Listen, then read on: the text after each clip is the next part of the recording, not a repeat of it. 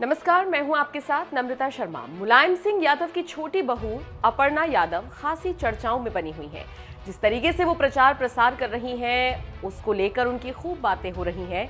जो उनके कड़े तेवर हैं, वो भी खासी चर्चा बटोर रही हैं। इन सब के बीच बैक टू बैक वो जिस तरीके से बीजेपी प्रत्याशियों के लिए प्रचार प्रसार कर रही हैं, बीजेपी के लिए उन्होंने दिन रात एक किए हुए हैं, उसने कहीं ना कहीं सपा की टेंशन बढ़ाई हुई है। इन सब के बीच अब चूंकि 7वें चरण के मतदान के लिए चंद घंटे बाकी रह गए हैं, तो उससे पहले तमाम बड़े बड़े नेता बनारस का कूच कर रही हैं। हमने आपको वो तस्वीरें दिखाई जिसमें प्रधानमंत्री मोदी आपको दिख रही हैं।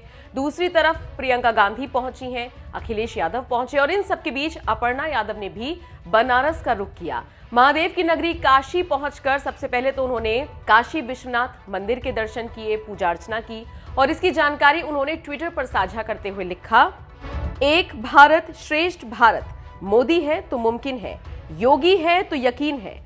अपर्णा यादव यहां गंगा में आयोजित चुनावी वोट यात्रा में भी शामिल हुई और उसकी भी उन्होंने तस्वीरें अपने ट्विटर पर साझा की हैं। इसके अलावा अपर्णा ने एक और अपनी तस्वीर साझा की है महादेव की नगरी काशी से ही, जिसके साथ उन्होंने ट्विटर पर लिखा, बनारस की हर शाम इतनी सुहानी लगे, इसे भुलाने में कई सदियां कई जमाना लगे, हर हर महादेव। इसके साथ उन्होंने हाथ जोड़ने वाले इमोजी बनाए और हैशटैग बीजेपी विनिंग यूपी इसका उन्होंने इस्तेमाल किया। तस्वीर में अपर्णा यादव हाथ बांधे हुए खड़े दिख रही हैं और उनकी ये तस्वीर सोशल मीडिया पर न सिर्फ वायरल हो रही है बल्कि जबरदस्त तरीके से पसंद की जा रही है। लोगों ने कहना शुरू कर दिया है कि कभी मुलायम सिंह यादव, कभी अखिलेश यादव से राजनीति के गुर सीखा करती थी अपर्णा यादव और अब मोदी की राह पर चल निकली हैं, योगी की राह पर चल निकली हैं। यही वजह है कि वो अब समझ गई हैं कि बारीकी से जनता के बीच पैठ बनानी है तो क्या कुछ कदम उठाने होंगे और उसी कड़ी में वो अपने कदम आगे बढ़ा रही हैं।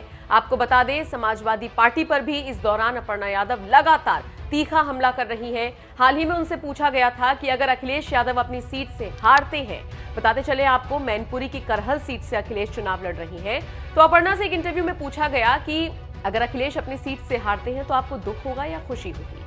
तो इस पर अपर्णा ने कहा कि एक परिवार होने के नाते मुझे दुख होगा, लेकिन एक पार्टी होने के नाते मुझे खुशी होगी। तो कुछ इस तरीके से अपर्णा के कड़े तेवर दिखाई दे रही हैं। फिर चाहे प्रियंका गांधी को लताड़ना हो, ममता बनर्जी को लताड़ना हो, राम मंदिर पर उनकी जो राय है वो स्पष्ट रूप से रखती हुई नजर आ रही है। चलिए आपको उनका एक बयान सुनवाते हैं जिसमें वो राम मंदिर को लेकर क्या कुछ बोलती हुई नजर आई थी। सुनिए आप। राम मंदिर का जो इशू था, ये जब भी उठा तब सरकारें और औरों की थी, मगर बनाया किसने और बना कौन रहा है? ये राम मंदिर इस सरकार में बन रहा है। भारतीय जनता पार्टी के उसमें उसका फाउंडेशन स्टोन रखा गया है। ये एक बहुत ही गर्व और हर्ष का विषय है सारे ही राम भक्तों के लिए। और राम सिर्फ एक धर्म का नहीं है, राम एक आस्था का प्रतीक है। बहुत सारे जो है लोग हैं अन्य धर्मों के, वो जो है राम में बहुत आस्था रखते हैं, क्योंकि राम एक भारत का चरित्र है। ऐसा हर आदमी, हर बेटा जब पैदा होता है घर में तो कहते हैं राम जैसा बेटा पैदा हो, क्योंकि बेटे के रूप में आदमी चाहता है कि राम हो, पति चाहे ना चाहे, मगर बेटा हमेशा चाहता है कि राम जैसा हो। तो ये सारी बातें जो विपक्ष कह रहे हैं वो क्यों